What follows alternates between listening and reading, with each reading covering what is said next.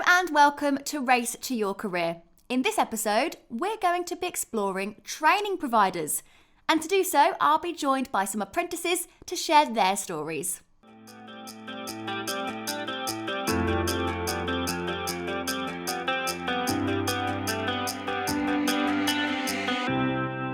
So hello and welcome, Georgina, Nancy and Sarah. Thank you so much for joining me.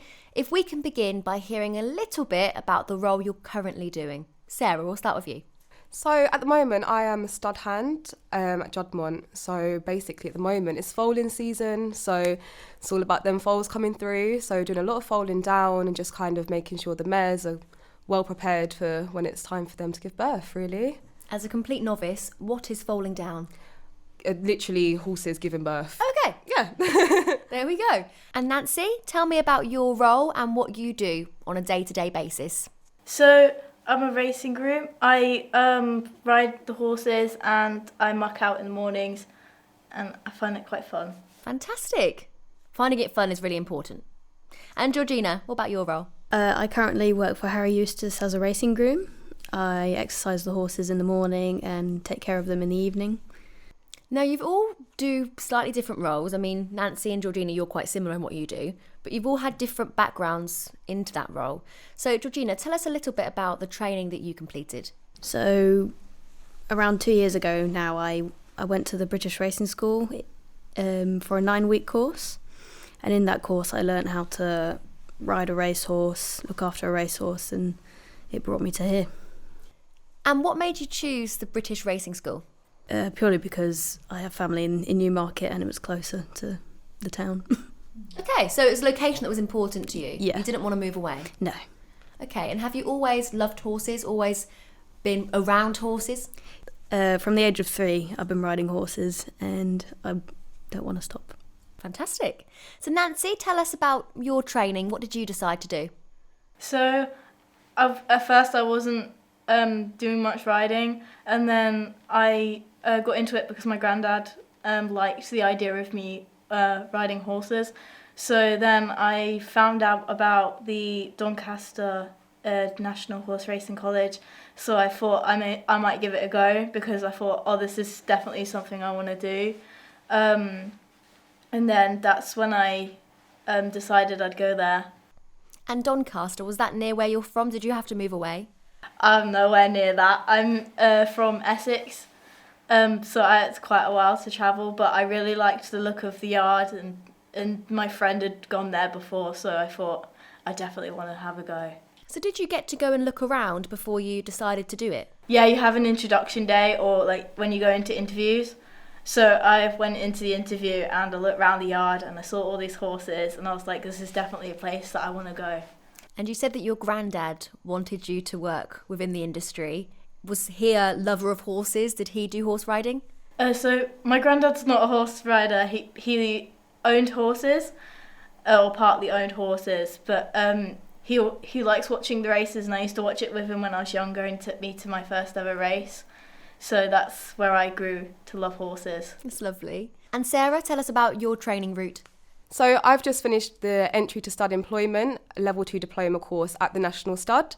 I finished that in December, and now I'm currently working at Juddmonte on my work placement.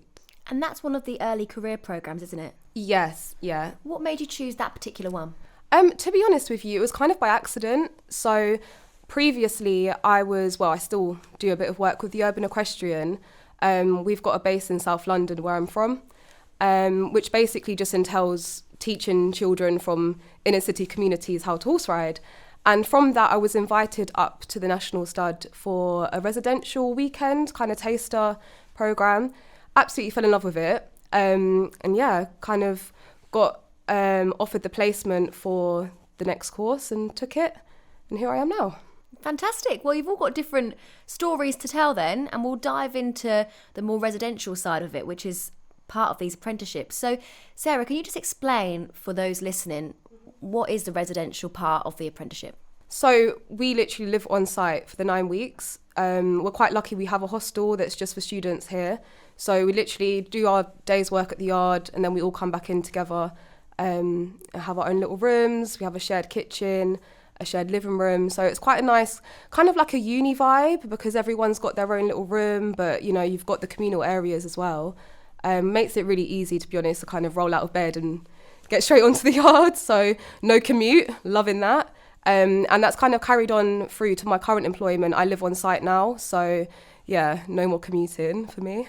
So rolling out of bed, going straight to the yard Yeah. is a positive, but I imagine some people are worried about doing the residential part. Do you have to do it, Sarah? So for my course in particular, yes. However, they have now introduced a part-time option where you don't have to live on site, which I think is quite useful, because for me that was a big challenge.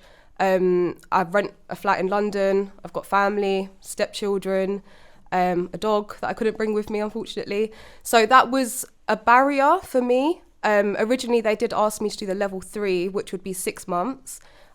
I just felt like it was too much at the time. So yeah, that was initially, it was a barrier, but there's so much support and kind of, you know, people want you in the industry, and all you've got to do is kind of talk about your worries, and yeah, the sport's there. You get a weekend off every 2 weeks as well, so you can go home if you want to. If you wanted to progress to the level 3, could you do that? Yeah. So one of the things I'm considering would be to finish my 6 months employment and then start the level 3 in September. So yeah, I mean, it's there. You can just kind of progress when you're ready. Brilliant. Now, Nancy, tell me about the dorms. How many beds are in a room? So depending on whether you're in like you want to be by yourself, then you have to apply for that at the beginning. So you have to say that whether you want to be by yourself. There's also like rooms, there's like shared rooms, there's 2 people, but now apparently they're like adding bunk beds into some of them. So. And did you enjoy your experience as in residential? Yeah. Sometimes whether people played loud music, it just really annoyed me. But it's pretty good. The rooms were nice, and I had one by myself because I didn't want to share with someone.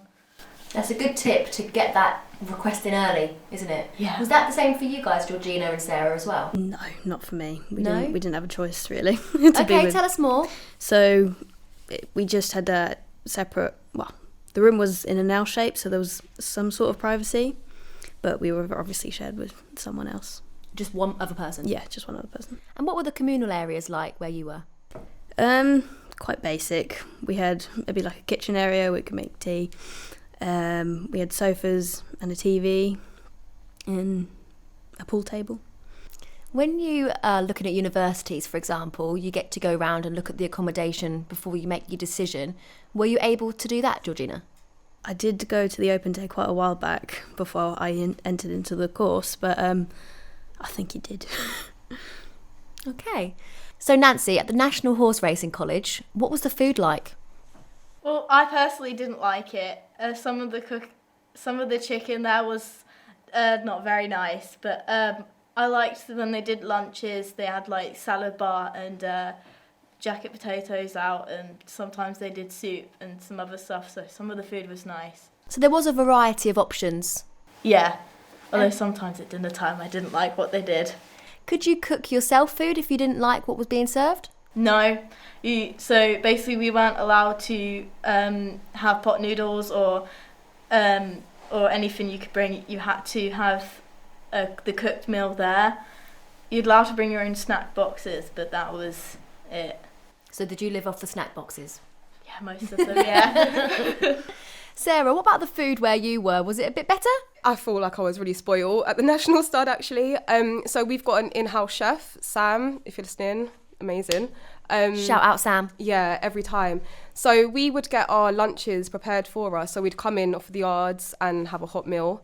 She'd kind of like put a schedule up so you knew what was going to be there every day. And if you didn't like something, you could write a note, and she would either make a jacket potato or something else. I was really lucky as well because I have to eat halal meat because of my religion, and Sam just catered to that, you know, as much as she could. And it was actually the first time that they had to explore those options. So yeah, it was quite nice to kind of liaise with her and work out little meal plans.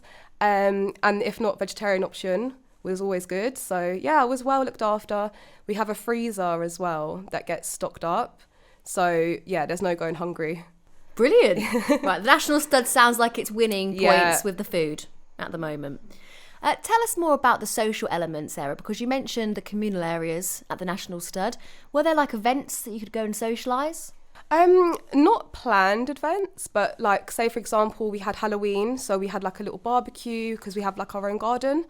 We had a Christmas party as well, and just generally people would just chill out in the common room, big TV, bit of Netflix. My Netflix account, I'll just add. So yeah, you spend so much time together on the yard that you kind of, you're so used to being around these people. And what would happen is we'd get put on different yards around the farm. So you'd all come back in and be like, oh, how was your day? And have loads of stories to share. And yeah, we was all very social actually. So not only getting on in terms of having a laugh and watching telly, but also sharing stories and advice, I imagine. Yeah, so for example, we had one barn was for the yearlings.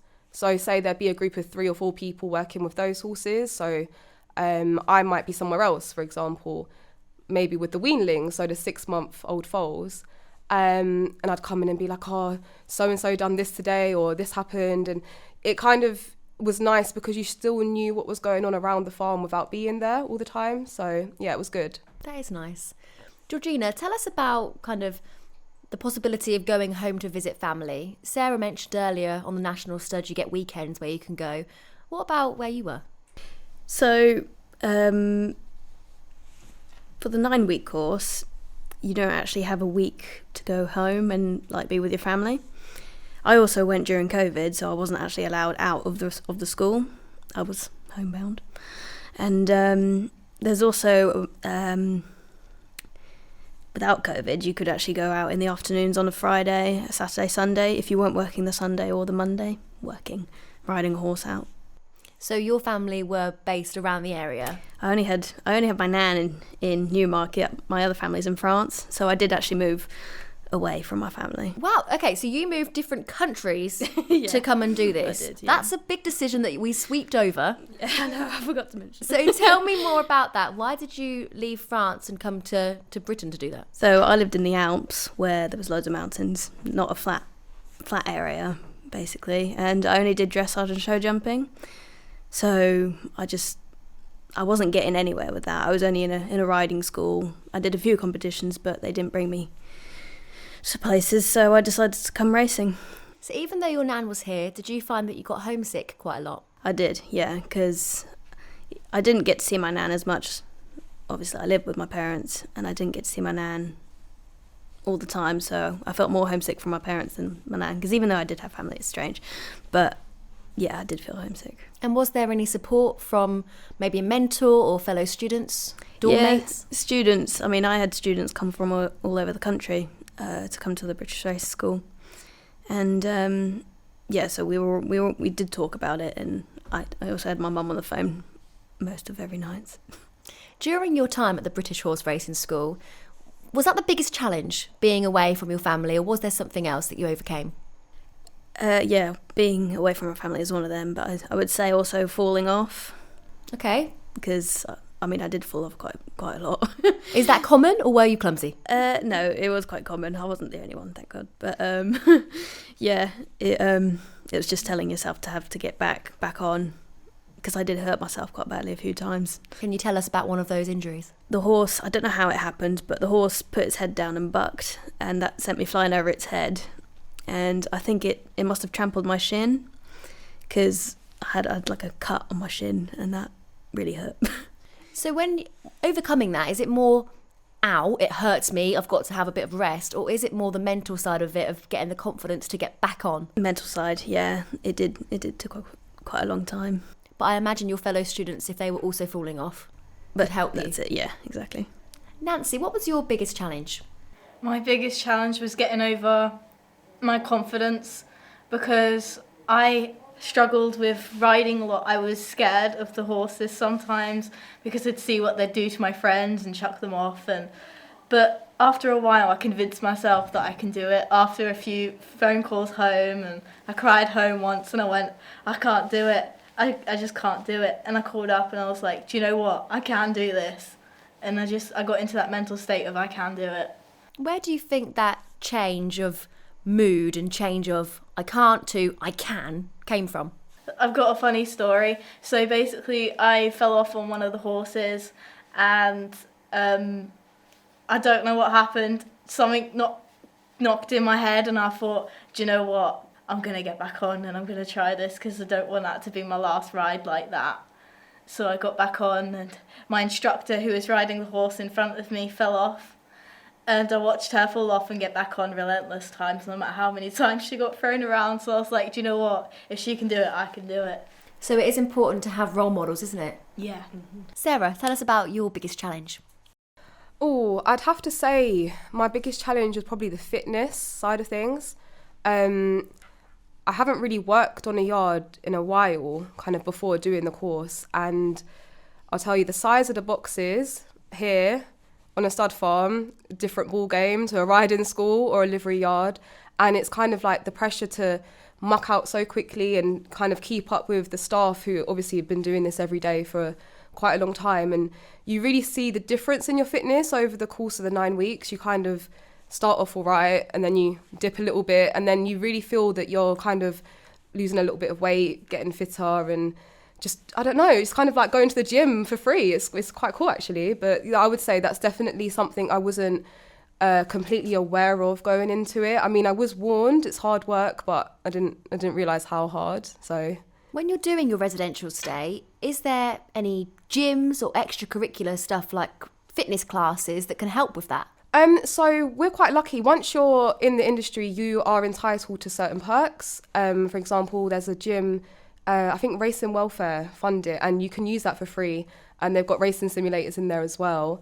So that's always open. Not that I ever ventured, because to be honest, you do your day's work and you're so tired, you don't really have the energy to go and do that. And you've got written work to do as well. So even fitting that in was a challenge. Literally finding the time to sit down and study. And I'm the kind of person where if I'm going to learn something, I really want to know it. So it's not even just filling out the worksheets, it's like getting it in your brain. So I think, just kind of juggling that was a challenge as well, to be fair. If we look at the bigger picture then, is this an industry where it's difficult to have work-life balance, or how can you maintain any type of work-life balance? I think it's one of those industries where it does kind of become your life. It is more of a lifestyle than a job. I mean, if a mare goes into labour at 2:00 in the morning and you're on call that night, you're up, you're out of bed and you're going. There's no kind of 9 to 5. It's a lifestyle completely. And I think if you love horses, that kind of ticks the boxes. For me, coming from London, it's really difficult to find the time and the space to be with horses. So to come here, it's like Hogwarts for horses, Newmarket. So it's like, a big part of your socialising is horses. If you go into town and you meet people, you're going to be talking about horses. So you've got to love it, And if you do, then it doesn't really feel like work. I know it sounds a little bit cliche, but honestly, for me, horses is something I've always wanted to do, and to find a way of doing it and letting it be my lifestyle is perfect. Did you consider any other locations other than Newmarket, or as you said, the Hogwarts for horses? To be honest, I didn't really consider doing this type of work to begin with. It was only when I came for the taster weekend at the National Stud in Newmarket that I, knew, first of all, that this was a career option. And I really felt a vibe here, and I really enjoyed the fact that, you go up the high street and you're going to see somebody in their Godolphin coat, or you're going to see somebody in their Chieveley coat. It's kind of like, it's a massive university type vibe. I don't know. It's just everyone's very proud of where they work and where they come from. So I don't think there's any better place really to at least start your career in this industry than Newmarket. Nancy, did you feel like your residential stay was a bit like university? Well, our accommodation was like, so you have your own rooms, or sometimes you don't have your own room and you share, but so I didn't like it that much because there was a curfew time you had to be in, and there's you can't go out on the evenings, so I didn't like that, and I didn't like the fact that you had time where they knocked on your door and said lights out, or you had to go sleep and stuff like that. Is that to help you become disciplined for a job that essentially is your life? Yeah, I think so. So it is good conditioning, even though you didn't like it. Yeah, So you can understand why they maybe done that. yeah. Because I think if they could, they would have let you stayed up. If they would have let you stay up, you probably would have stayed up to 1 o'clock and then had to go down at the yard. I think it was like 7 at the earliest. I can't remember what time it was, but. Were there any extracurricular stuff that you could get involved in? Were there options? So I think most of the time so we did like classes, so say if you finished evening stables, I think you finished around 5, you'd have dinner and then you'd have lessons afterwards. I think you'd have probably normal math, English and just normal set groups. But there was no extra group things because I think everyone was just so tired at the end of the day they'd just go sleep. Georgina, hearing those experiences, what was yours more like, Nancy's or Sarah's? So my experience was more like Nancy's. We had a curfew. I can't remember what time we were meant to be in bed, but it was more lights out by 9:30. But I understood. I mean, I didn't mind going to bed early. Did some of the students kind of, not kick off, but were they disgruntled by that? You could tell the ones that would stay up way further than 9:30. But as you knew, that would only make them suffer in the morning. No, exactly. So I didn't do it. But So Georgina, at the British Racing School, how often is the intake? so the intakes are all through the year. Students come in, start their new courses when other courses have already started, Oh, fantastic. So you can just do it whenever you like. sort of thing. Yeah. So Nancy, at the National Horse Racing College, what's the intake there? So the intake goes as you have juniors, intermediates and seniors. You start as a junior and then you'd go through intermediates and then seniors. Do you have to do all of them or can you stop after junior? So depending on whether you like it or not, you can either leave or stay. But I think without the junior few weeks, that's when you decide whether you want to stay or leave. Or they tell you whether you need to go or whether you can stay. And then you can progress into seniors. And you decided to stay? Yeah. And how much did you love it?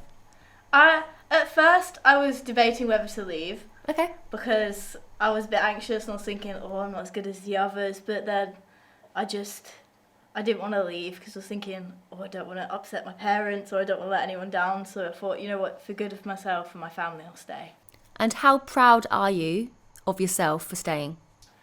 Oh, I'm really proud now because I've got a great job and I love the horses I work with and I'm very happy that I got pushed through what I've done.